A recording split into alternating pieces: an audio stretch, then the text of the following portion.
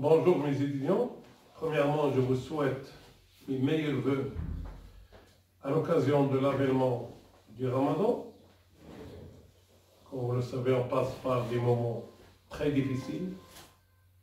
J'espère vous voir tous après le déconfinement, c'est-à-dire après qu'on retourne à la fac. On s'est arrêté l'autre fois sur les fruits. On continue toujours notre étude sur le droit des fruits.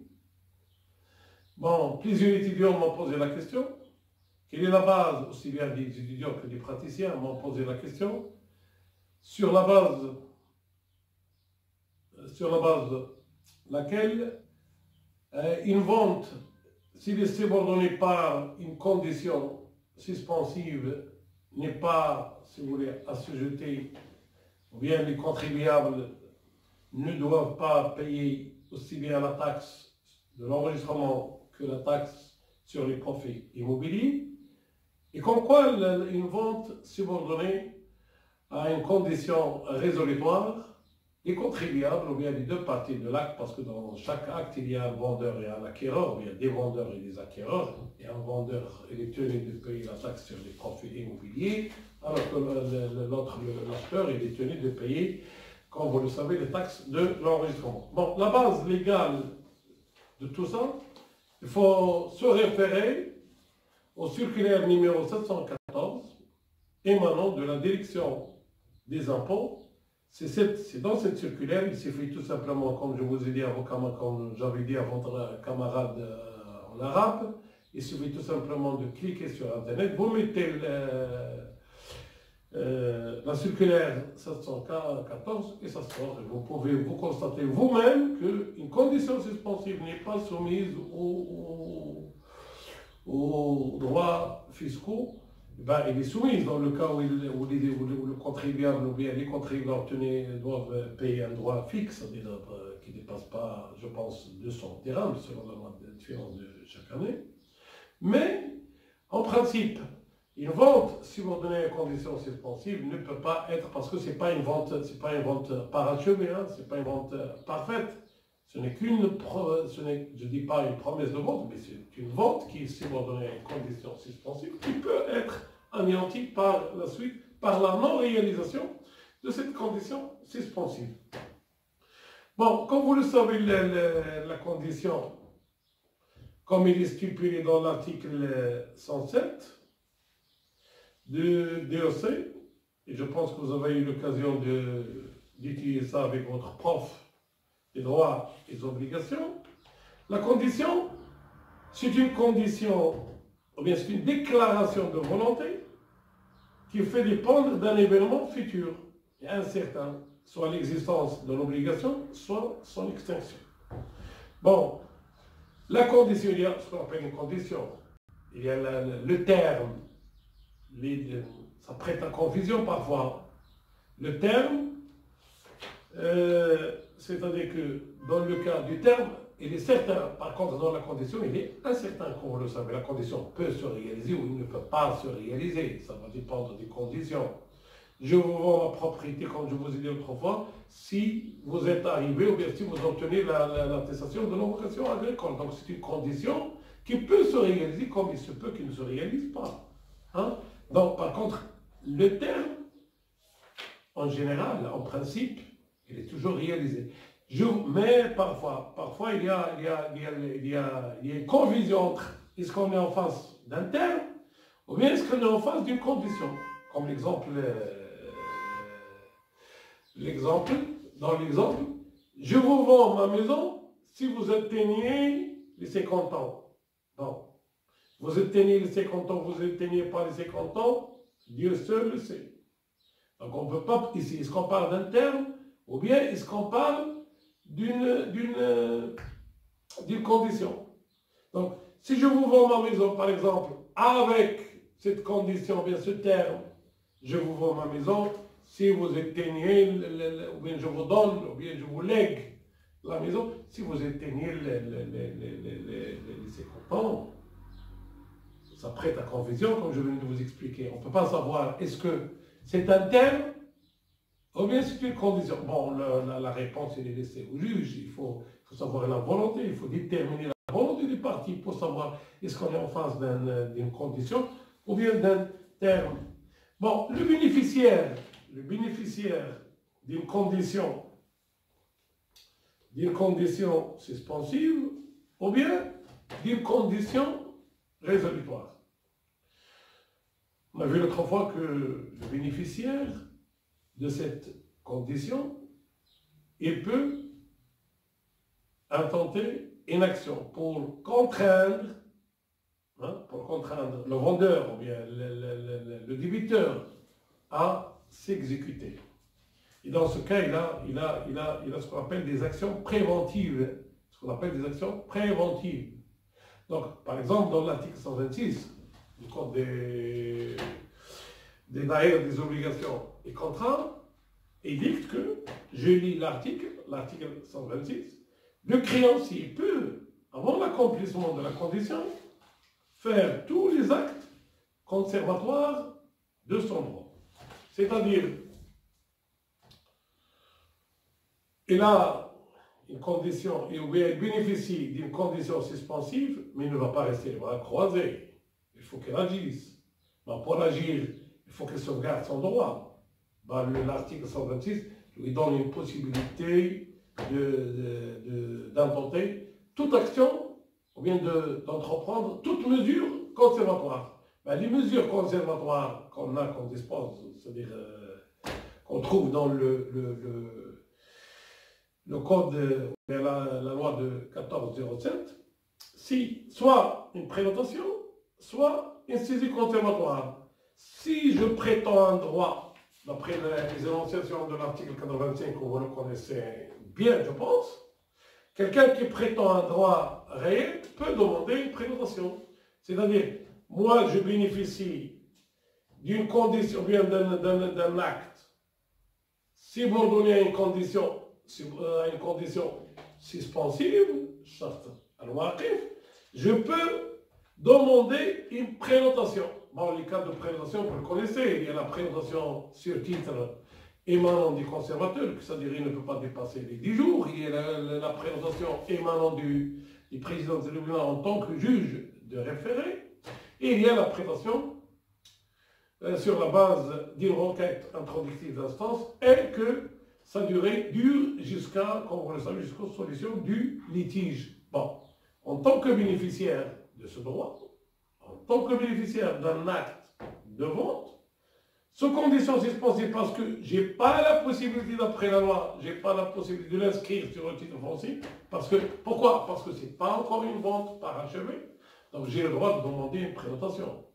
Celui qui prétend, si vous retournez, ou bien si vous lisez l'article 85, le législateur dit celui qui prétend un droit. Il ne précise pas est-ce que c'est un droit réel ou un droit personnel, mais c'est tout simplement une négligence. Le législateur voulait dire celui qui prétend un droit réel a le droit de présenter le titre, a le droit de demander une présentation, comme je vous ai expliqué, que ce soit une présentation sur requête, ou bien une présentation sur titre, ou bien encore une présentation sur ordonnance. Mais celui qui a une vente d'un droit désiré ou d'un droit réel, si vous donnez à une condition résolutoire, il peut l'inscrire. Parce que la condition résolutoire n'empêche pas l'inscription. Il peut inscrire. Parce que pourquoi? Parce que la vente, elle est définitive, elle est parachevée, elle est définitive, elle est parfaite. Donc il n'y a aucune raison pour que le conservateur ne puisse l'inscrire, sauf s'il y a des raisons qui sont valables. Sachant très bien que cette décision peut être susceptible d'être attaquée devant la juridiction compétente. Ben, on viendra après dans les prochains cours, on viendra sur cette décision. Quelle est la nature, si vous voulez, de cette décision du conservateur? Est-ce que c'est une décision qui dépend de juridiction du droit du tribunal de première instance, ou bien de la juridiction ou bien du tribunal administratif? On reviendra le moment opportun sur ces questions pour éclairer un peu la nature juridique des décisions des conservateurs. Mais maintenant, regardons toujours dans l'esprit qu'un droit, ou bien un droit des fruits subordonné à une condition résolutoire peut être inscrit sur le titre foncier.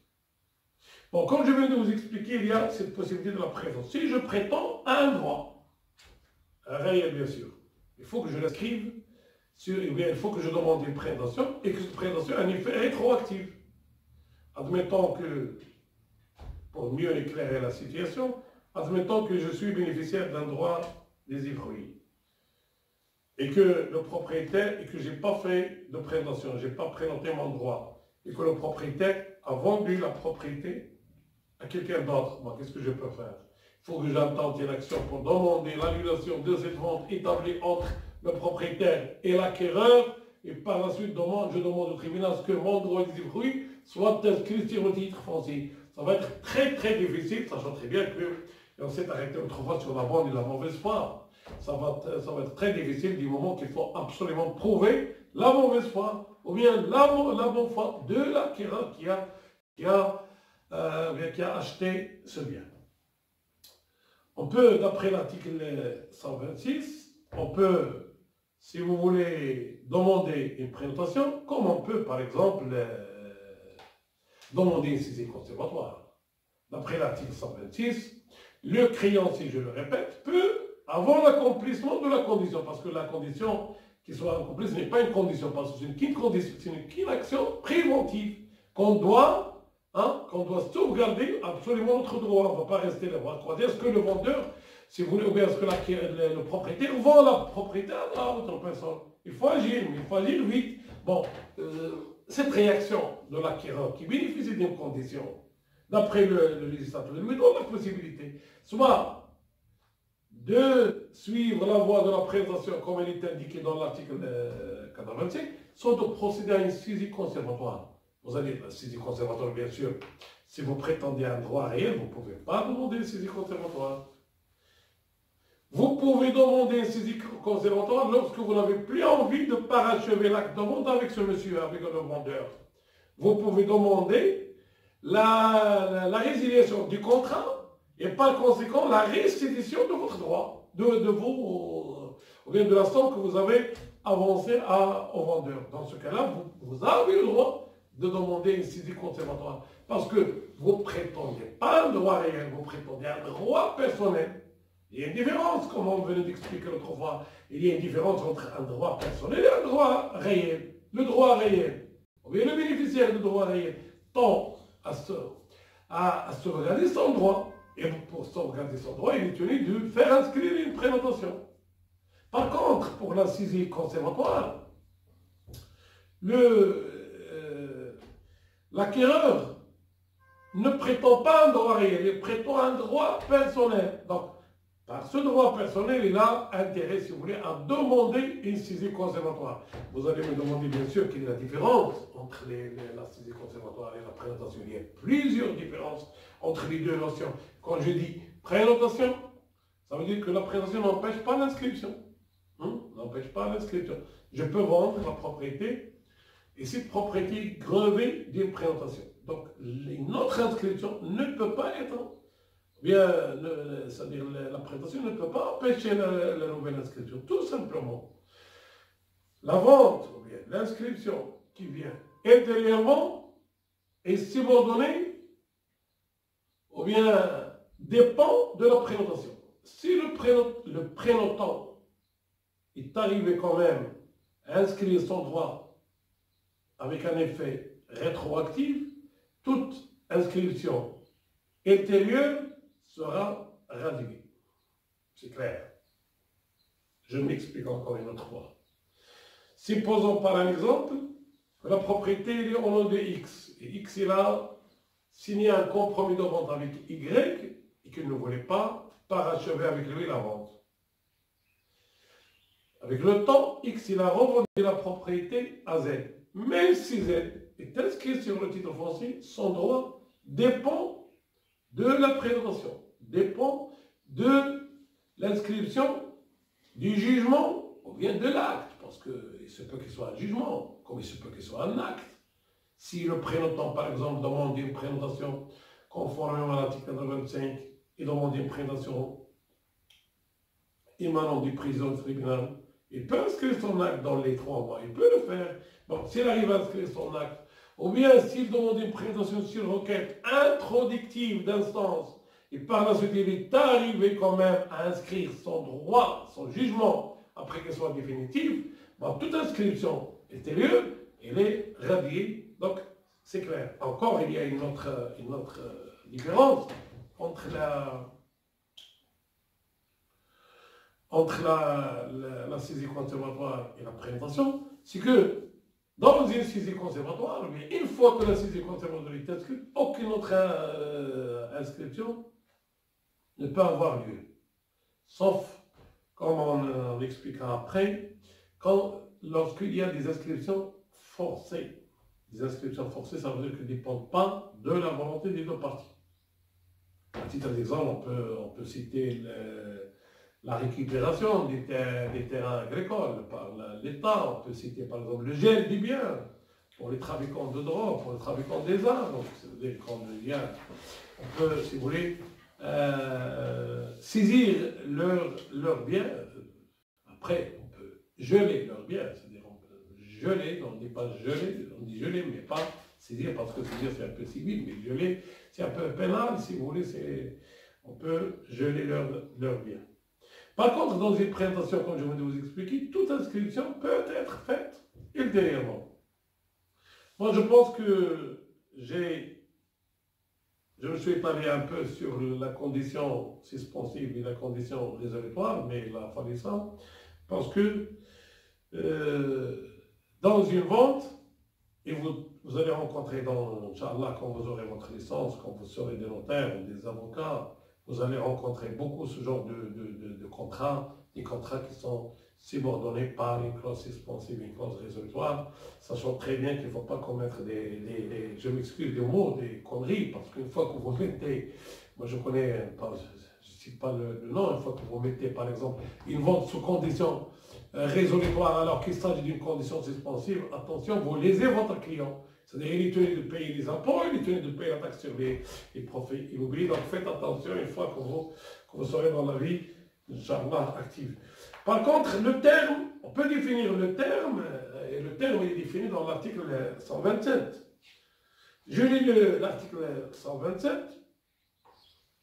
Lorsque l'obligation n'a pas d'échéance déterminée, il doit être immédiatement exécuté, à moins que le terme ne résulte de la nature de l'obligation, de la manière ou du lieu indiqué pour son exécution. Dans ce cas, le terme est fixé par le juge. Mais je ne vais pas m'étaler trop sur le terme parce que ça sort dans notre cadre d'étude. Tout simplement, il faut que je vous explique une chose, c'est qu'une vente conditionnée par un terme, elle est inscrite sur le titre foncier. Parfois, les contractants mettent dans le contrat, par exemple, de vente, que ce soit la vente d'un bien immobilier, ils mettent, par exemple, comme quoi l'acquéreur, il a avancé à la compte à l'acheteur. Et puis l'autre somme d'argent sera versée dans 3 mois, dans 3 ans, 2 ans, peu importe. Ça va dépendre de la convention des parties. Au niveau fiscal, il n'a aucun effet. Donc l'administration fiscale taxe, je ne dis pas taxe, mais il prend les droits fiscaux conformément sur l'intégralité des prix, sans prendre en considération le délai de paiement de ce prix. Bon, voilà donc les problèmes une condition suspensive ou bien une condition résolutoire peuvent, si vous voulez, peuvent altérer un contrat. On revient maintenant sur les modes de constitution de ce droit d'usufruit. Le droit d'usufruit est peut-être constitué soit par une vente, comme je venais de vous expliquer, et peut-être, si vous voulez, fait par un legs, je peux léguer mon droit d'usufruit. Quand une personne lègue son droit d'usufruit, comme vous le savez, le testateur, ce testament, dépend de l'acceptation du testataire. Il faut attendre la mort du testateur. Une fois que le testateur est décédé, ça va dépendre du testataire. Il peut léguer et il peut, si vous voulez, accepter ce legs. l'acceptation de ce legs, au niveau du droit des usufruits, peut poser un problème. Parce que, si vous le savez, comme vous le savez, le legs ne peut pas dépasser le 1/3 de la succession. Donc, comment évaluer ce droit des usufruits pour arriver à tel point que le droit des usufruits ne peut pas, si vous voulez, dépasser le 1/3 de la succession? Bon, pour évaluer, c'est très facile, comme je venais de vous expliquer dans le... Je ne sais pas si vous avez eu l'occasion de le voir, ou non, pour les copies que j'ai données à vos camarades en arabe. Et peut-être on a eu l'occasion d'expliquer ça lorsque je vous ai donné un cours de droit notarial. Il faut se référer, si vous voulez, à l'article 131, 131 des codes généraux des impôts, qui précise exactement la valeur du droit des usufruits suivant l'âge. Plus qu'on avance dans l'âge, plus que le droit des usufruits ne vaut pas grand-chose. C'est pour cette raison que en France, il y a des ventes avec des rentes viagères. J'achète un bien en France avec une rente viagère. Une rente viagère, ça veut dire quoi? Je donne un bouquet, une valeur, une somme d'argent à l'acquéreur, plutôt au vendeur, et je lui verse une somme d'argent mensuellement, ça va dépendre de la convention, en principe c'est mensuel, jusqu'à la mort de cette personne. Donc je peux faire une affaire. C'est pour cette raison, quand vous cliquez sur Internet et mettez achat avec rente viagère, vous allez trouver que il y a pas mal de gens qui s'aventurent dans ce genre d'achat. Ils s'aventurent dans ce genre d'achat en admettant qu'un vieille, dans une maison de retraite, il veut vendre son appartement, mais il ne veut pas vendre carrément, il ne veut pas avoir l'argent tout de suite. Il veut, si vous voulez, garantir une rente mensuelle. C'est pour cette raison qu'il y a cette vente avec une rente viagère. Il vend la propriété à une autre qui accepte de lui donner un bouquet. Un bouquet, ça veut dire une somme d'argent. Et en plus, il lui verse mensuellement une somme d'argent. C'est comme si vous voulez, un loyer, pas un loyer, mais c'est une rente. Une rente, c'est que chaque mois. Donc, ces ventes-là, est-ce qu'ils peuvent être applicables au Maroc ou non?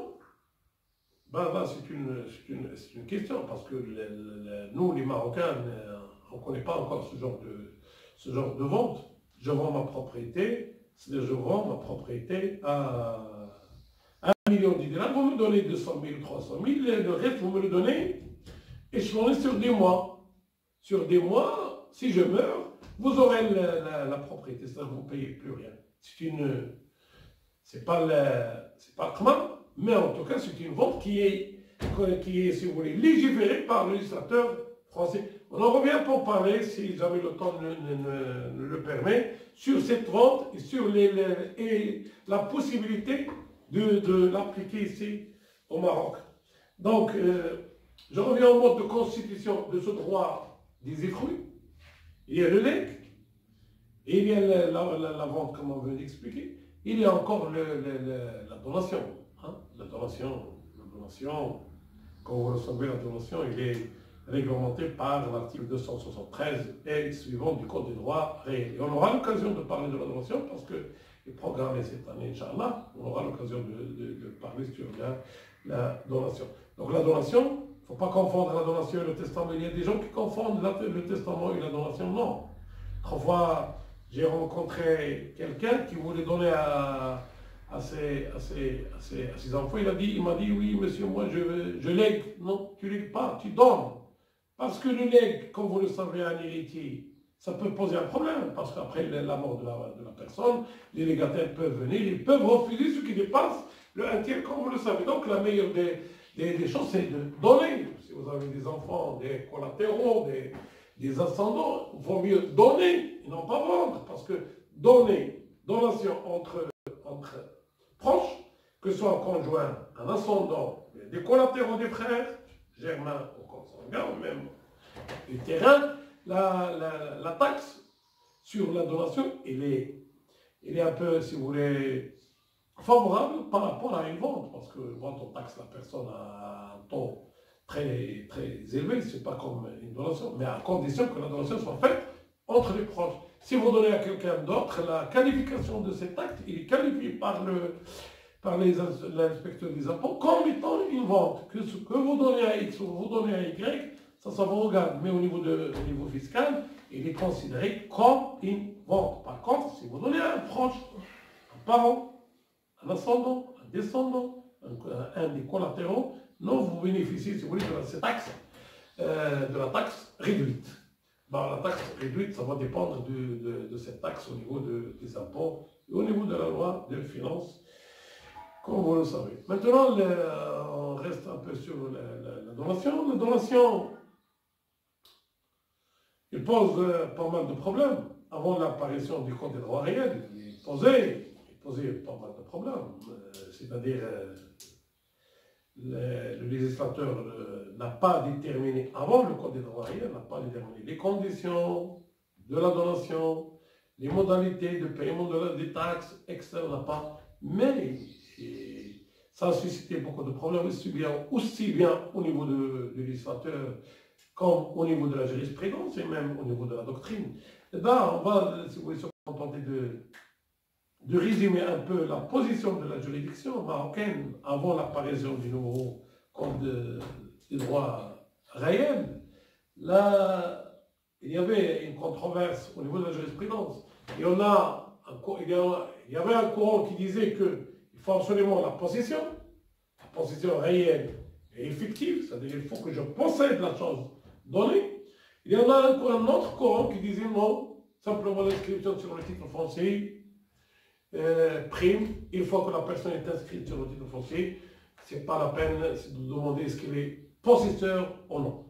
Parce que avant, comme je venais de vous expliquer, la donation n'était pas régie par un code précis comme aujourd'hui, comme après l'apparition du Code des droits réels. C'est pour cette raison qu'il y avait cette controverse jurisprudentielle au niveau des juges et même au niveau de la doctrine.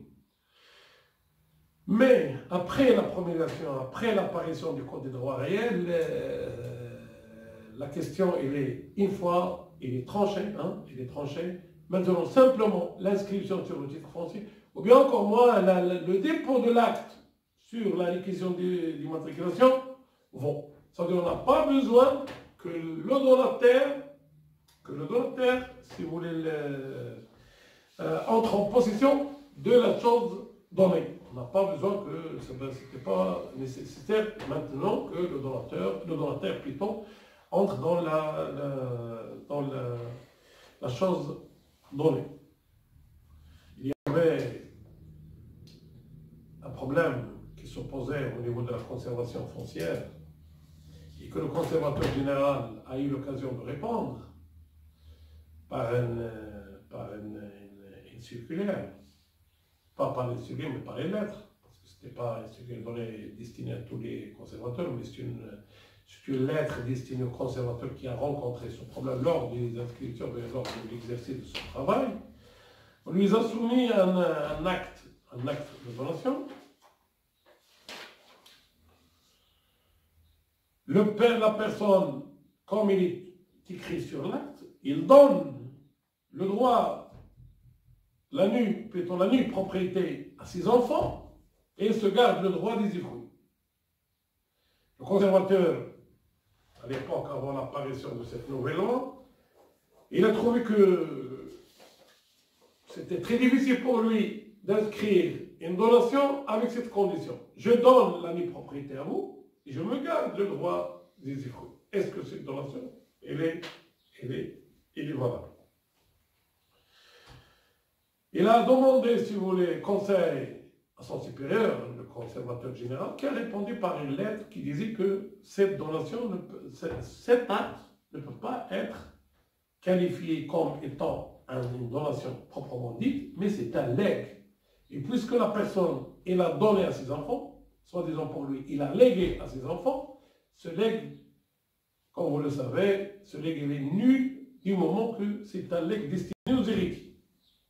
Donc, comme je venais d'expliquer à vos camarades en arabe, d'abord, la qualification de l'acte ne dépend pas d'un conservateur, ne dépend pas d'un fonctionnaire public, il dépend des juges. C'est les juges qui doivent, si vous voulez, qualifier l'acte en prenant en considération la volonté des parties, et si une fois l'acte est ambigu.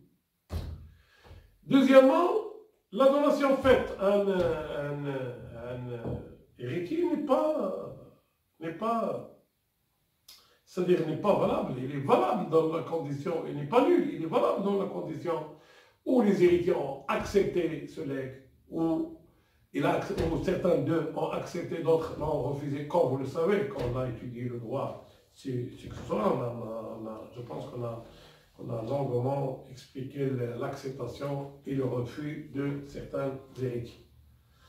Donc, reste maintenant, si vous voulez, la constitution de ce legs en droit marocain par la loi. On trouve des applications. On trouve l'article, si je ne me trompe pas, l'article 304 du Code de la famille, qui donne la possibilité aux héritiers, des bénéficiaires, aux héritiers du testateur, de bénéficier, si vous voulez, de droits d'usufruit tant que l'enfant n'est pas né. Je m'explique. Quand une personne lègue à une autre un bien, et que cette personne vient de décéder, alors que l'enfant, il a légué un enfant à naître, et cet enfant n'est pas encore né. Donc, le droit d'usufruit, normalement, devait appartenir aux héritiers, le testateur, tant que la personne n'est pas née. Une fois qu'il est né, bien sûr, il se retrouve, il prend son droit d'usufruit. Encore, il y a une autre application, droit français, et comme vous le savez, il y a une forte communauté française qui vit avec nous au Maroc, surtout à Marrakech. Il y en a des actes de l'autorité qui sont inscrits généralement sur les titres fonciers. Quand une personne est décédée, le conjoint, je dis bien le conjoint ou la conjointe, en France, il n'y a pas de discrimination de sexe. Comme vous le savez, en droit musulman, il y a le principe de masculinité, le garçon prend le double de celle qui prend sa sœur, qui prend la fille. Mais quand une femme décède et laisse son mari, le mari prend la moitié ou le un quart, alors que l'épouse prend simplement le un quart ou le un huitième. En France, non, il n'y a pas cette discrimination de sexe. Une fois que la personne est décédée, il laisse ses héritiers, il laisse plutôt sa veuve, il a le droit d'après la nouvelle réforme, parce qu'avant la nouvelle réforme, il ne prenait que le un quart des usufruits, et maintenant, après la nouvelle réforme, il prend soit le un quart des usufruits, avant, il prenait simplement le un quart des droits des usufruits, le un quart de la pleine propriété et la totalité des usufruits. Il prend le un quart de la totalité, bien de la pleine propriété, s'il se retrouve avec des enfants non issus de lui. C'est-à-dire s'il se retrouve avec des enfants dans notre lit. Dans notre lit. Mais s'il se retrouve avec des enfants du même lit, il a le droit de prendre soit le un quart de la pleine propriété, soit la totalité des droits des usufruits. Et il a 3 mois pour opter, pour faire une déclaration. C'est ce qu'on appelle la déclaration d'option. Et je pense qu'on a vu ça lorsqu'on a étudié le droit notarial, la déclaration d'option. Donc, il doit, si vous voulez, se manifester pour opter, pour dire, oui, moi je veux la totalité des droits et usufruits, ou bien un quart de la pleine propriété. Bon, passé ce délai, il est réputé, ou bien il est présumé qu'il a pris la totalité du droit des usufruits. Donc, voilà donc la constitution de ce droit des usufruits par la loi. Et bien sûr, ce droit des usufruits, une fois qu'il est inscrit sur le titre foncier, beaucoup de personnes se trompent, ce n'est pas un droit réel, c'est un droit personnel. Le droit personnel est conféré à cette épouse ou bien à cet époux, même s'il est inscrit sur le titre foncier. Parce qu'en droit français, on peut trouver des droits réels. Le législateur français donne la possibilité aux personnes de créer des droits réels. Ici au Maroc, comme vous le savez, les droits réels sont limitativement énumérés par le législateur. On ne peut pas créer d'autres. Par contre, ce droit, une fois qu'il est inscrit sur le titre foncier, il faut savoir que c'est un droit personnel et que seuls les héritiers ont le droit de demander la conversion de ce droit. On demande la conversion de ce droit d'un droit personnel ou bien d'un droit d'usufruit à une rente viagère. S'ils sont d'accord, le problème ne se pose pas, il faut authentifier leur convention par devant notaire. S'ils ne sont pas d'accord, il faut saisir le juge pour déterminer la valeur du droit d'usufruit, et demander par la suite au conservateur de radier le droit d'usufruit une fois que le jugement de conversion de ce droit, une fois que le jugement est devenu définitif ou bien acquiert la force de la chose jugée. Je vais m'arrêter ici. Encore une fois, je vous souhaite un bon Ramadan. Je vous demande surtout de rester confinés chez vous et surtout, si vous sortez, vous portez ce masque. Moi, je ne porte pas le masque parce que je suis confiné chez moi. À la prochaine.